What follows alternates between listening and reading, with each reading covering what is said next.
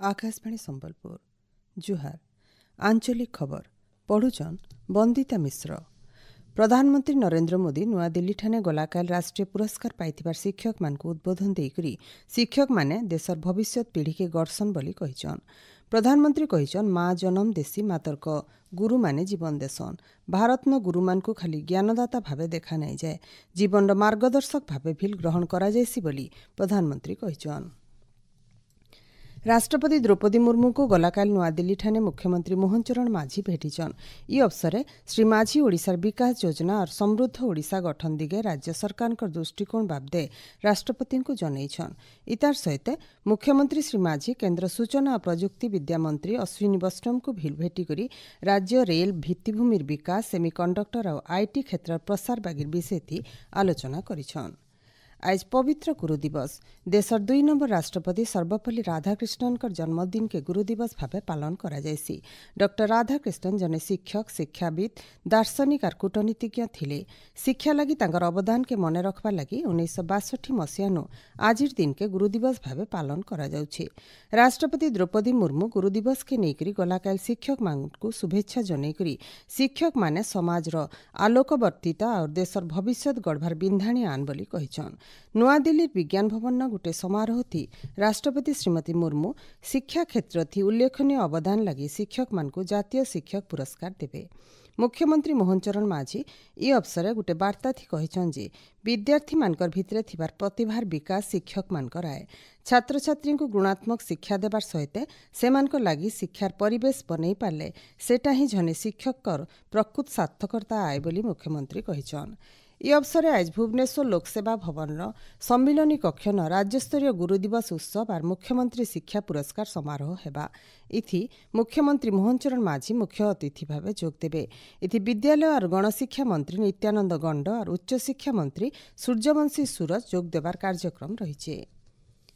राज्यपाल डॉक्टर हरिबाबू कंबमपाटी गलाकाल राजभवन ठाने जातीय राजपथ प्राधिकरण जातीय राजपथ विमानबंदर और रेलबाईर भिन्न भिन्न प्रकल्प काम मानकर समीक्षा करिछन।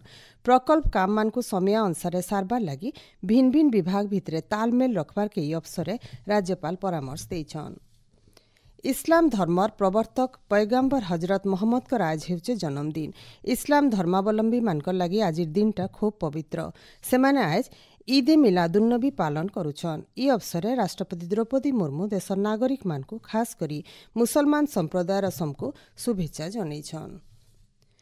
आयबा पीढ़ीर जीएसटी संस्कार थी लोकंकर स्वार्थ के नजर थी रखिकरी बहुटे अति जरूरी दरब मानकर उपरू जीएसटी पूरापूरी छाड़ करा जाइछे।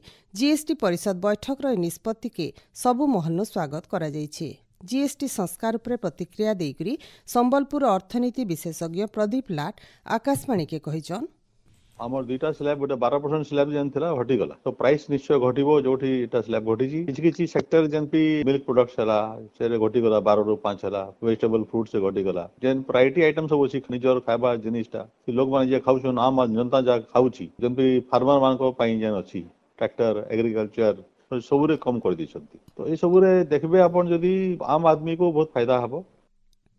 झारसुगुड़ा जिला मुख्य कृषि अधिकारी कार्यालय न गलाकाल श्री अन्न अभियान थी पृष्टिशस्य सचेतनता रथर शुभारंभ करा जाइछे।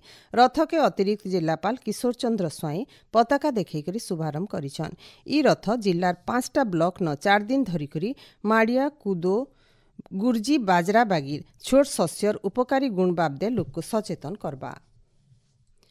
बौद्ध ब्लॉक कनकपुरा गान दक्षता वृद्धि तालीम कार्यक्रम थी सुतारंग तालीम शिविर उद्घाटित हो जाइछे। बौद्ध सहकारी बयन शिल्प निर्देशक सुशांत कुमार नायक कार्यक्रम के उद्घाटन करी बुनबार काम थी पक्का रंग व्यवहार करबा के हेले दक्षता वृद्धि जरूरी आए बोली कहिछन। बंगोपसागर होइतिबा लघुचाप बोले राज्य वर्षा लगी रही। आयबा 24 घंटा भितर राज्यर 20टा जिला न घड़घड़ी सहित जबर वर्षा हो पारे बोली भुवनेश्वर आंचलिक पाणीपाग विज्ञान केन्द्र तरफु सतर्क सूचना जारी करा जाइछे। सियाड़े हीराकू जलभंडार 16टा गेट देइकरी आज सकाल 6 बजे तक फी सेकेंड थी 2,94,235 घनफुट पानी छड़ा जाउछे। ई समय थी जलभंडार जलस्तर 626.52 फुट रही। जलभंडार बढ़ी पानी छड़ा जिबार उतरू महानदीर तली इलाका न बन्या आशंका देखा देइछे। नयतखणी इलाका लोकକୁ सतर्क करबार के हीराकुद डैम कर्तृपक्षଙ୍କ तरफु महानदी खणी जिल्ला मानकु सतर्क करा जाइछे। एचनीर आंचलिक खबर इन शेष होला। आर बेलार आंचलिक खबर सुनी पारबे राति 7:02 थी। जुहार।